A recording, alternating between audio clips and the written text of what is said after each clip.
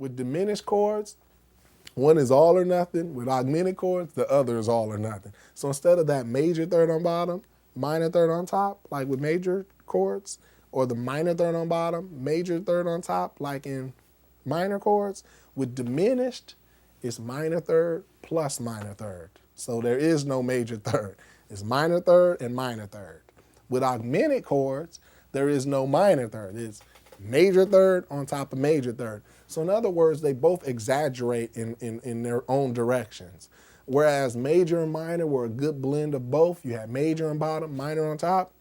With diminished, it's totally minor. That's why you get a really, this is in a horror. If you had a horror movie, wouldn't you want it to sound like that? Because of those minor thirds, there's no balance, okay? And then with the augmented chords, same thing. Now you get, sound like the Simpsons, doesn't it?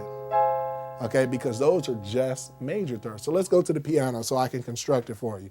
So between here, we know that that's a minor third. But what happens when you put another minor third on top? What do you get? You get a G flat. Now here's where it gets tricky, because some people call this an F sharp. That wouldn't be correct, because the distance between E flat and F sharp, that's not a third.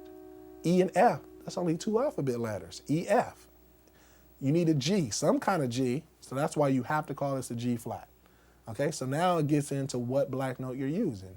Just follow the rules. If it's a third, it's a third, and I told you it's a third. So always have three alphabet letters in between your letters, and you can never go wrong. So C, E flat, G flat. That's a minor third and a minor third. So minor third on top of minor third will give you a diminished chord. Let's do the opposite for the augmented chord. Start with a major third, and now we're gonna put another major third on top. Now what are we gonna call this? Are we gonna call this A flat or G sharp? We're gonna call this G sharp. Why? Because the distance between E and G, we need three alphabet letters. E, F, G, not E, F, G, A. Because if we call this an A flat, you're introducing a whole nother realm of alphabet letters. And this is not a fourth interval, this is a third interval. So that's why, in this case, you're gonna call it a G sharp. So now you got C, E, G sharp. So those are the four main quality of chords. You got major, you got minor, you lower the fifth tone, that gives you diminished, and then you take a major chord and raise the fifth tone, and that gives you augmented. So diminished chord can kind of be created from the minor, and augmented can be created from the major. You just raise. There's a song that uses augmented chords. You hear that? That's a very popular progression where it just moves that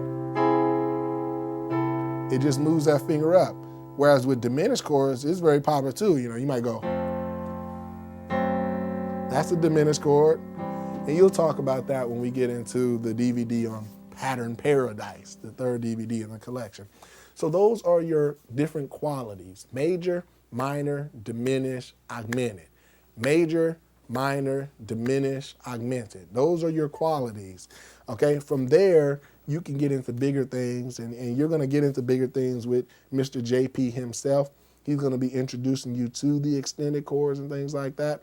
I'm only going to give you that foundation. He's gonna give you some specific chords in all 12 keys. He's even gonna review some of the chords you already learned to help you to add to them. Okay, so that's why I didn't really take you to all 12 keys with these simple major, minor, dominant, diminished, because when he introduces the extended ones, you have to have the triads in the extended. They make each other. Repeat that after me.